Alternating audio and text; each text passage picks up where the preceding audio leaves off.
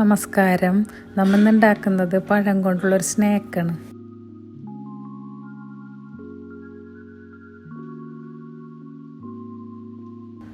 അതിന് വേണ്ടി ഒരു റോബസ്റ്റ പഴം എടുത്തിട്ടുണ്ട്. ചെറുപഴം ഏത് വേണിച്ചാലും ഉപയോഗിക്കാം. പഴം നന്നായി ഉടച്ചെടുക്കണം.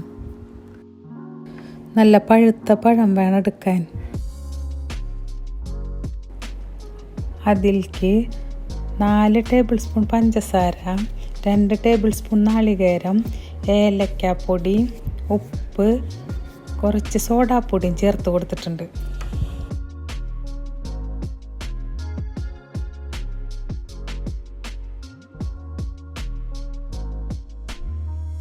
അതിലേക്ക് 1 കപ്പ് പാൽ അല്ലെങ്കിൽ വെള്ളം ചേർത്ത് കൊടുക്കാം. ഇനി ഇതിലേക്ക് ആവശ്യത്തിനുള്ള മൈദ ഇട്ട് കൊടുക്കാം.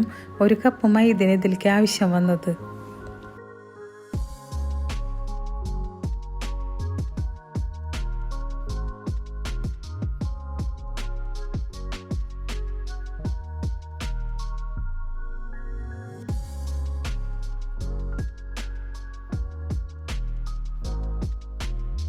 ഒരു ചട്ടിയിൽ എണ്ണ ചൂടാക്കി വെച്ചിട്ടുണ്ട്.